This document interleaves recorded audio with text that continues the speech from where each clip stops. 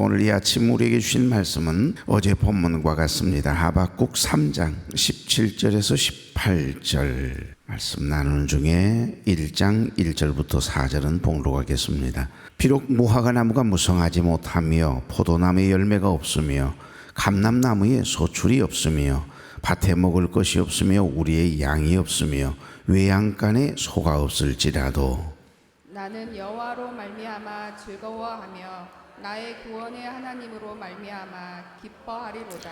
아멘. 좌우로 인사 나누죠. 좋은 아침입니다. 네, 참 좋은 아침이네요. 이 아침 첫 시간 하나님께 드리기 위해서 거룩한 발걸음을 드신 여러분, 또 가정에서 유튜브를 통해 함께 예배에 참여하고 있는 교회 여러분 주의 이름으로 축복합니다. 여러분, 어제 아침 우리는 하박국 선지자가 활동하던 시대의 배경을 잠깐 나누다가 마쳤습니다. 여러분, 하박국의 역사적인 배경은 남유다가 멸망하기 직전, 그러니까 여호야김이라고 하는 임금 때 이야기라고 했습니다.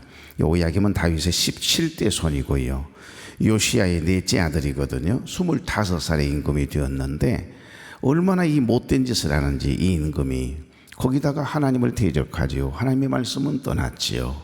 맥추절을 지키라 그랬는데 처음에 농사 짓고 수확을 거두어 하나님 은혜 너무 감사다잉 이러면서 서로 은혜를 나누었던 것은 얼마 가지 않아요. 몇 년 뒤부터 서서히 하나님의 은혜는 희미해지고, 여러분, 늘 긴장하도록 기도의 제목이 크고 작은 어려움의 환난의 바람들이 늘 이렇게 분다. 그게 나를 힘들게 하는 무거운 인생의 짐인 것 같아 보여도 나를 기도의 자리로, 예배의 자리로 불러들이는 마중물과 같은 겁니다. 그러니까 그게 첫 열매예요. 감사하도록, 힘들고 어려운 중에도 눈물 지으면서 감사하도록. 그러니까 고난의 유익이라는 말씀이 맞는 것 같아요. 그 고난을 통해서 낮아지고 겸손해지고 하나님 앞에 더 간절한 마음으로 부르짖게 되고 말입니다. 25의 임금이 돼서 하나님 보시기에 얼마나 악을 행하고 못된 짓을 하는지, 그 이름의 뜻이 뭐라고 했습니까? 여호야김, 여호와께서 세우셨다. 하나님이 세우셨는데 솔로몬도 그랬는데요. 그러니까 애굽왕 바로누고에게 붙었다가 바벨론 느부갓네살 임금이 좀 힘있고 신흥대 제국으로 탁 일어나니까 거기에도 줄을 서요. 이쪽에 줄 섰다, 저쪽에 줄 섰다. 그러니 그런 사람도 눈에 보이지 않습니까? 그만 느부갓네살 임금에게 밑보여 가지고요, 이 애굽 군대를 갖다가 완전히 격파시킨 다음에 일체 팔레스타인 지역에 올라오지 못하도록 탁 군대로 갈아막아 버려요.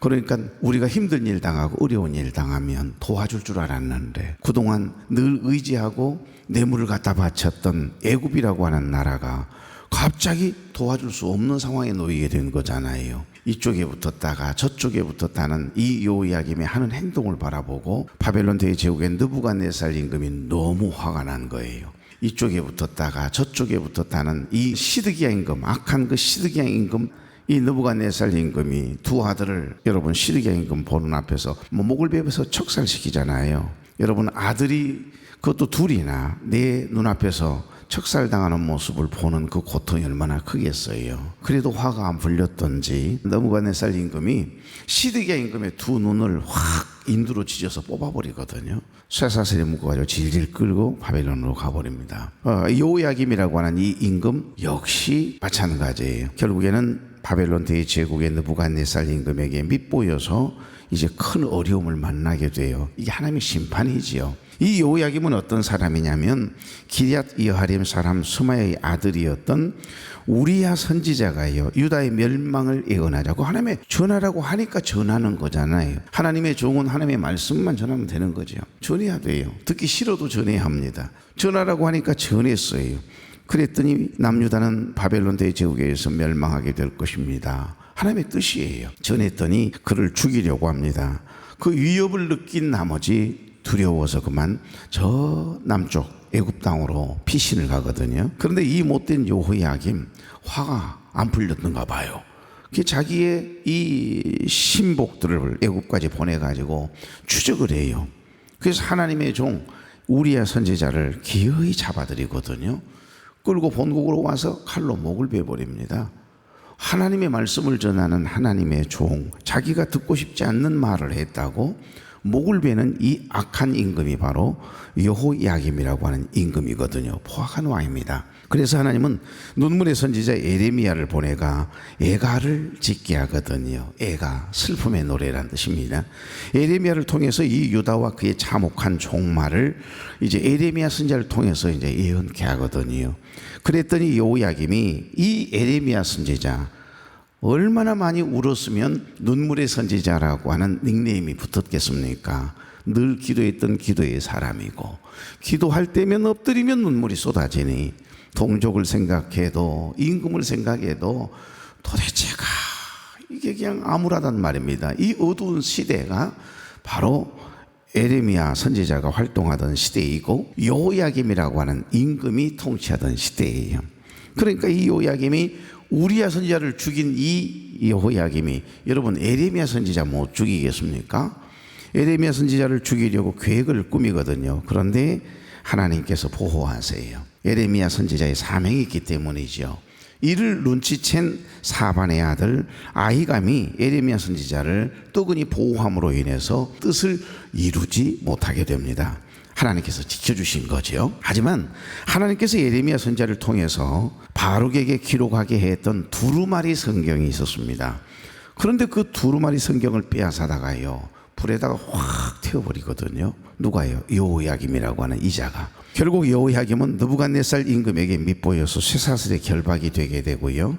하나님의 무서운 때가 되었던지 참고 기다리고 하다가 안 되었던지 마지막 하나님께서 바벨론 대제국의 느부갓네살 임금에 의해서 철저하게 심판하시거든요. 그래서 여러분 다윗이 그래요. 다윗이 왜 이렇게 악인은 형통한 것 같고 불의한 자는 형통한 것 같고 의인은 고난이 이렇게 많은지, 그런 현실 앞에서 날마다 하나님은 침묵하신 것 같고 그렇게 힘들었는데 인생을 살아보니 아무리 어려운 일이 우리에게 다가온다 할지라도 이 또한 지나가리라. 여러분 고난 중에 있을 때 하나님이 침묵하시는 것이 아니라 하나님은 여전히 일하고 계셨다는 사실을 시간이 지나놓고 나서 깨달았다는 이야기가 시편의 다윗의 고백 중에 너무 많이 나오거든요.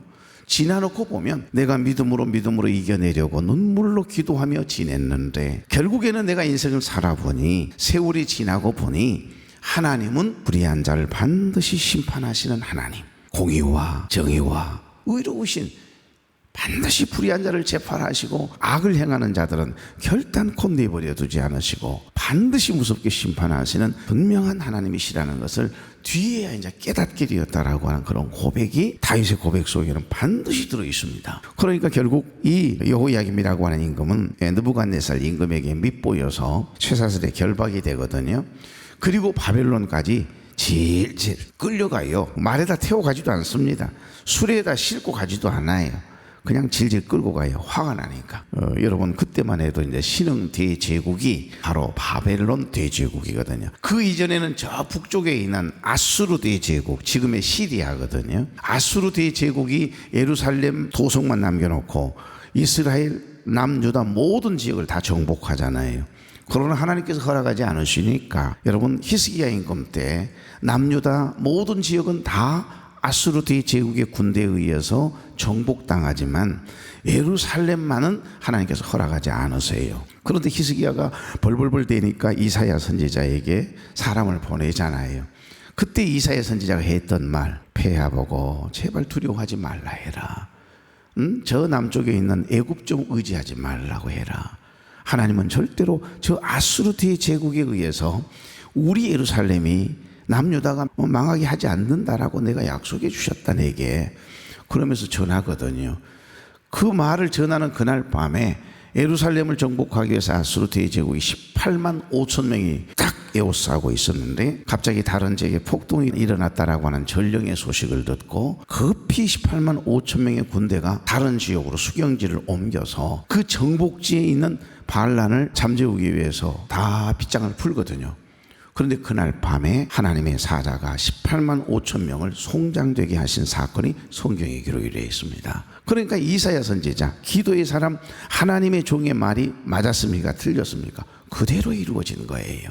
그런데도 불구하고 계속 애굽을 의지했던 임금이 히스기야 임금이에요, 사실은. 그런데 여러분, 결국에는 아수르 대제국은 가만히 보니까 아니 세상에 하나님을 두려워할 줄 모른단 말입니다. 그러니까 하나님께서 무섭게 아수르 대제국을 멸망시키시고 메대와 파사라고 하는 연합군을 통해서 아수르 대제국을 완전히 멸망당하게 만들어요. 그것으로 끝내지 않죠.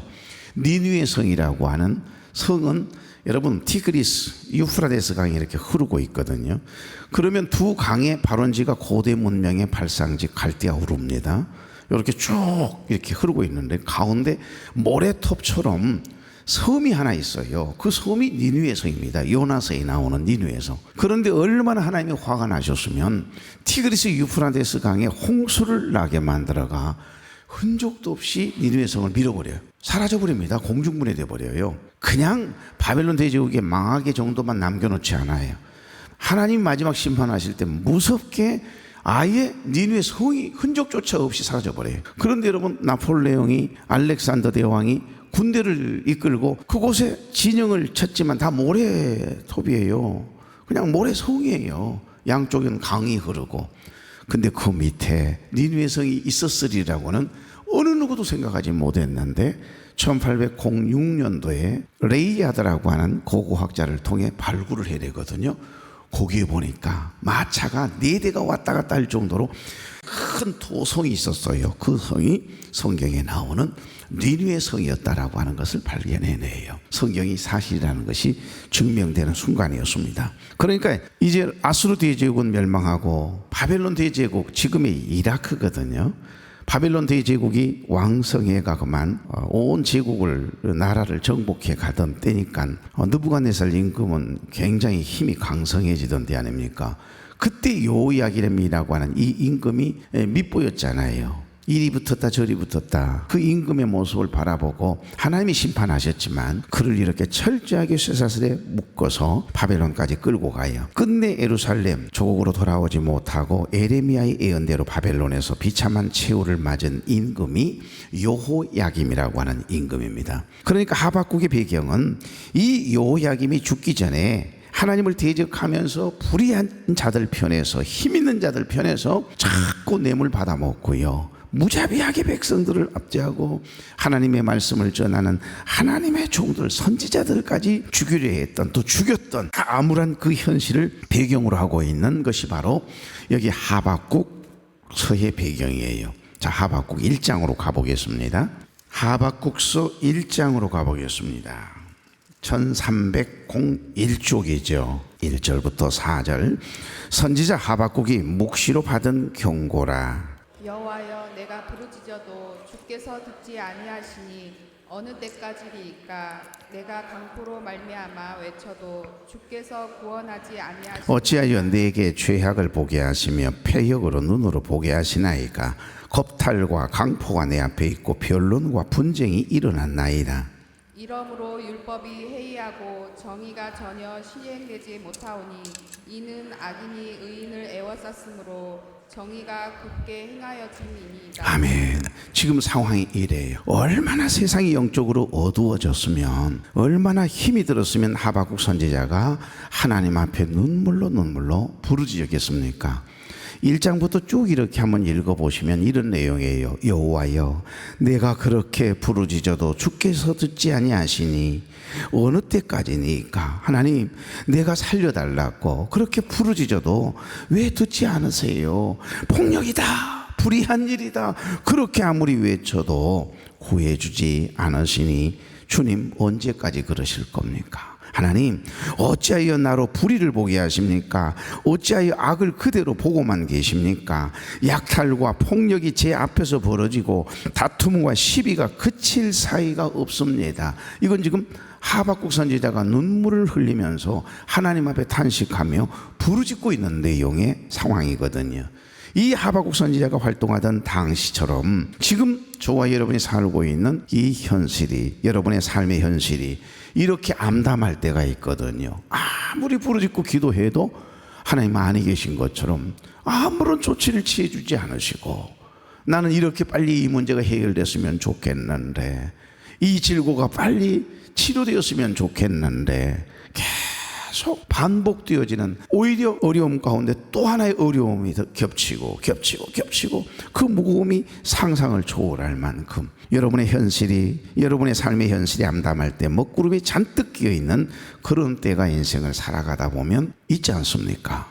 이처럼 세상을 살다 보면 우리가 어떻게 할 수 없는 불가항력적인 사건이 일어날 때가요, 원치 않는 일들이 수시로 일어나거든요. 쉽게 말씀드리면 우리가 어떻게 할 수 없는 상황, 그러니까 원치 않는 일들을 만날 때가 있어요. 한계에 딱 부딪혀요.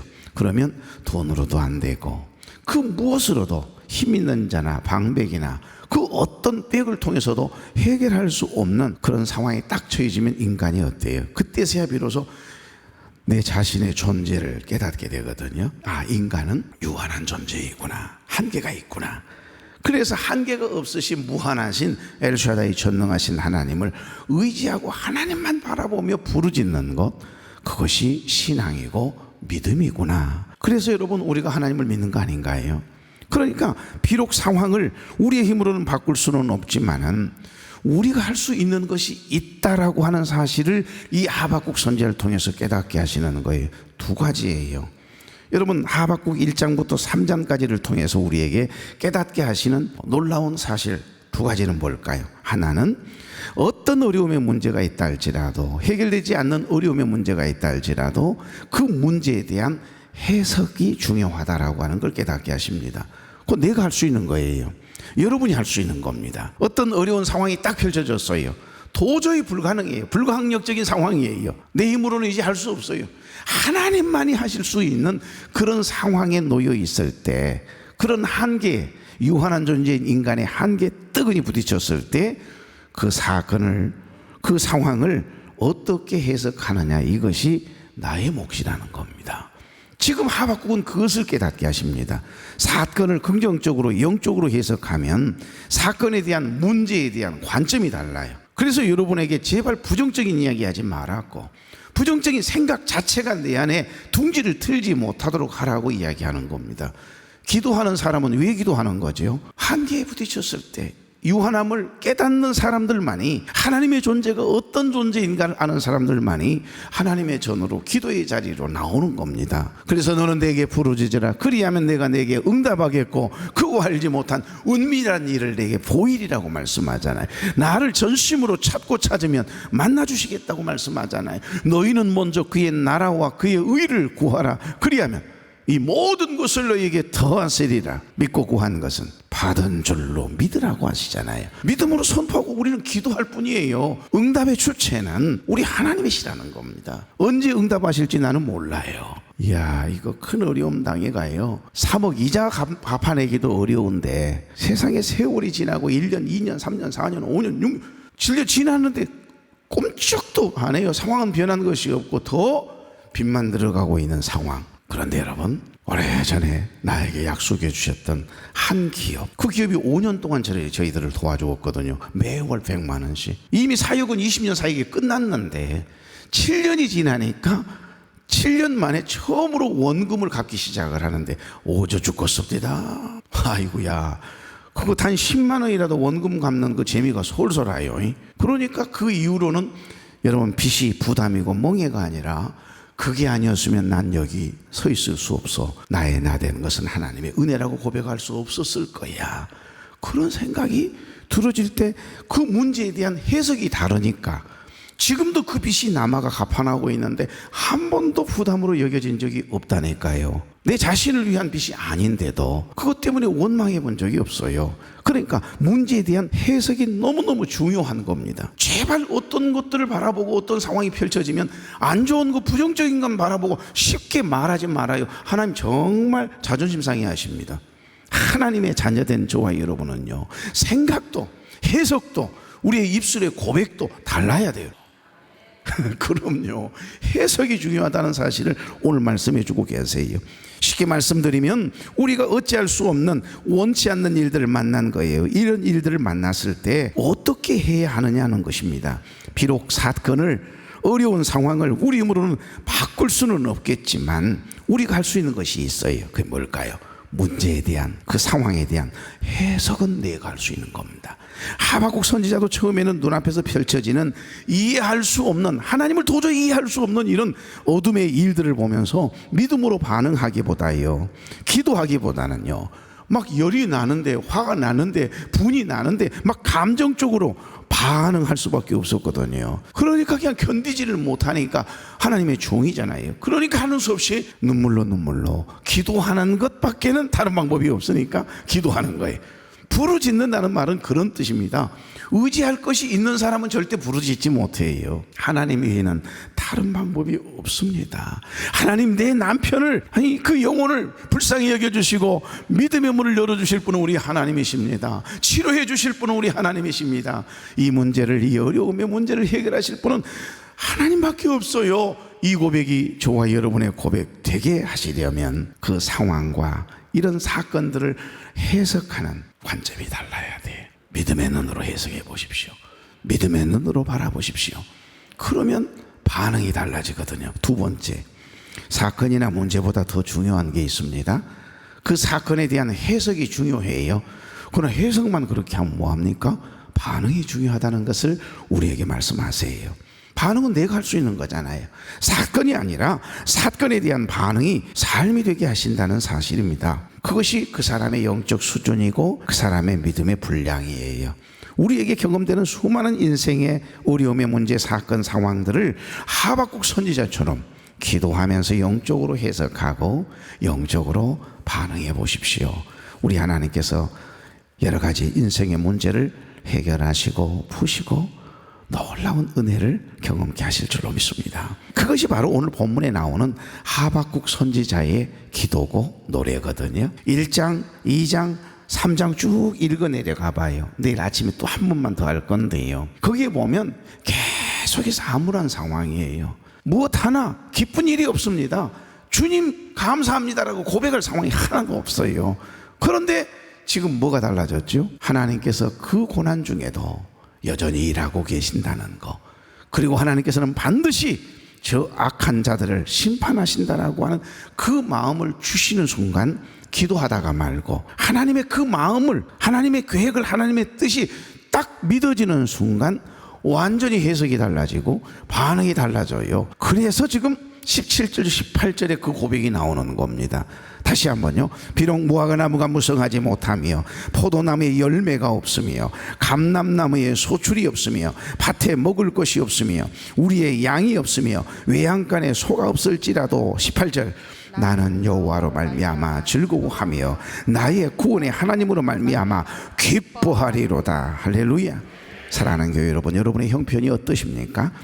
무화과나무의 열매는 많이 달리셨어요? 물어보십시다. 여러분이 지금 사업을 하고 있는, 경영하고 있는 여러 가지 일들, 포도나무에, 감람나무에 소출이 많습니까? 우리의 양은 가득하고 외양간에 소는 엄청, 아이고야, 요것들이 계속 번성해서 막 늘어나고 있습니까? 그러면 그것이 많아지면 감사할 것이고, 만약에 그것이 줄어들면, 외양간에 소가 없어지면 감사하지 않을 작정이십니까? 하나님의 질문이에요.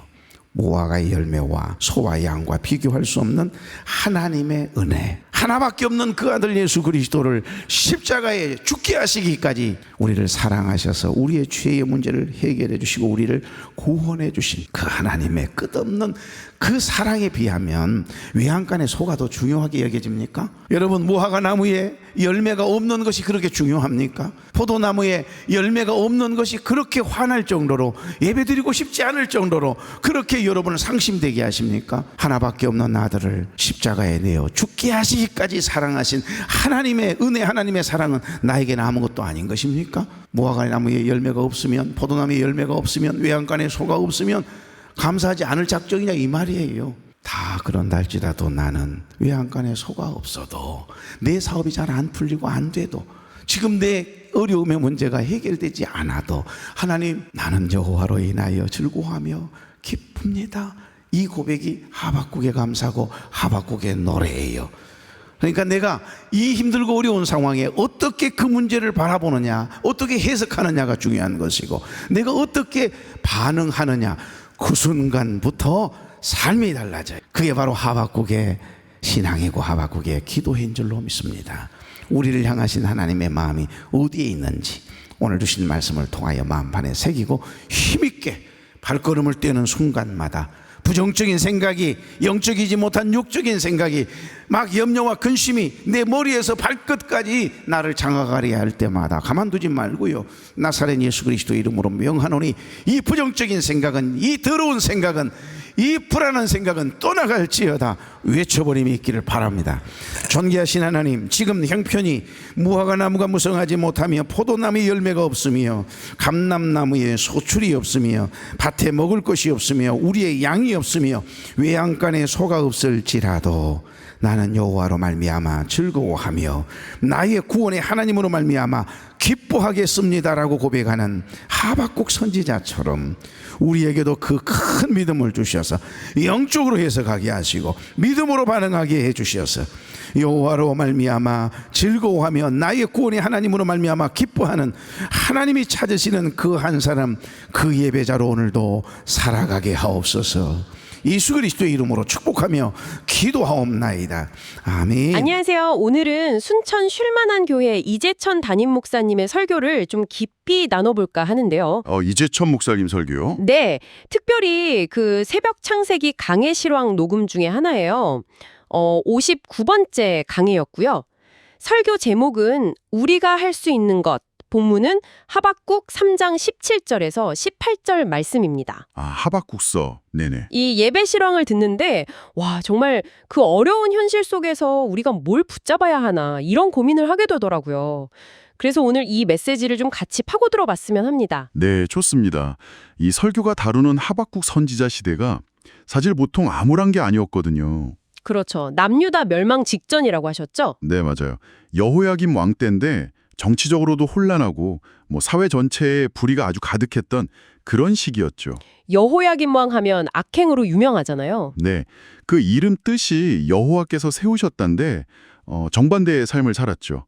하나님 대적하고 선지자 우리아를 애굽까지 사람 보내서 죽이고요. 끔찍하네요. 네, 심지어 예레미야가 보낸 그 경고 두루마리, 그것도 칼로 베어서 불에 태워버렸으니까요. 그러니까 이런 불의가 막 판을 치는 그런 상황이었어요. 와, 정말 듣기만 해도 숨 막히는 상황인데 이런 배경 속에서 이제 하박국 선지자가 하나님께 막 부르짖는 거잖아요. 그렇죠. 하박국 1장에 보면 그 탄식이 나오죠.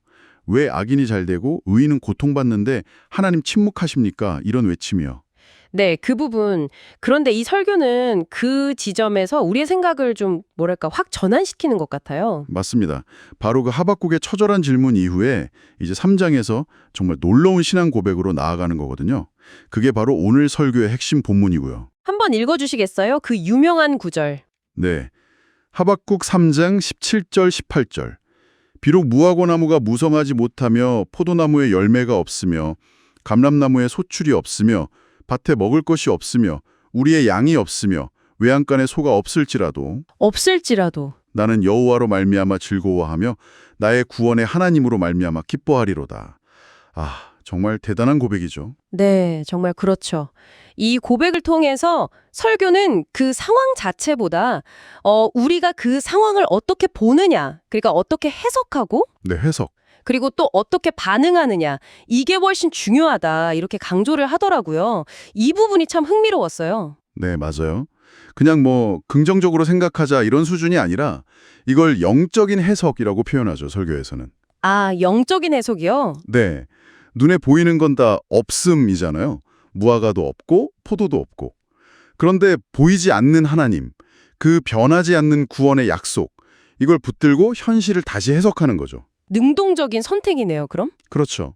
그리고 그 해석에 따라서 반응하는 것. 그러니까 감정이나 행동까지도 믿음으로 선택하는 것. 이게 바로 우리가 할 수 있는 것이라고 설교는 말하는 거예요.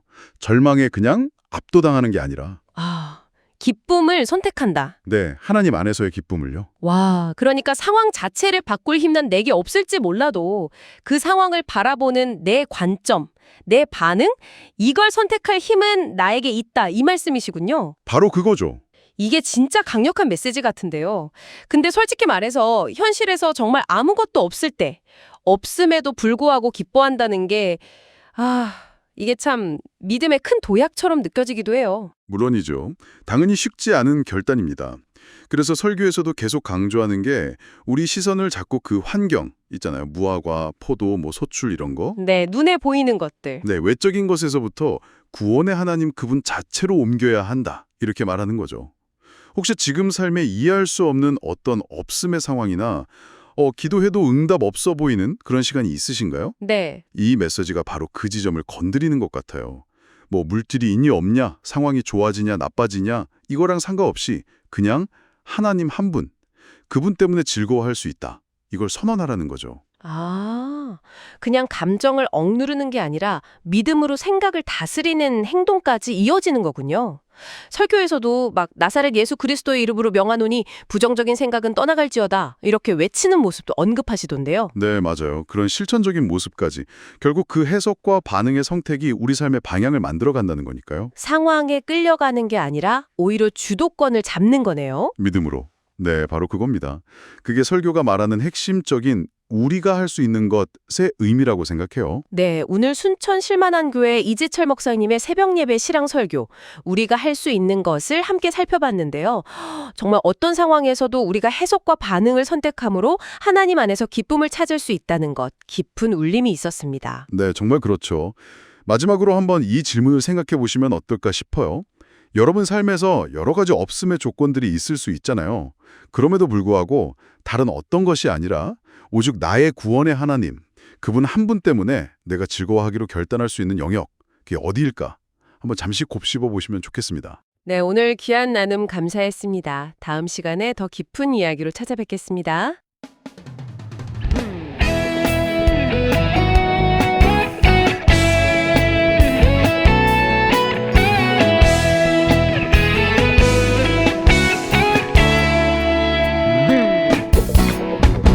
무화과나무 잎이 마르고 포도 열매가 없으면 감람나무 열매 그치고 논밭에 식물이 없어도 우리의 양떼가 없으면 외양간 송아지 없어도 난 여호와로 즐거워하리. 이는 구원의 하나님을 인하여 내가 즐거워함이요. 주 여호와 한 분으로 인하여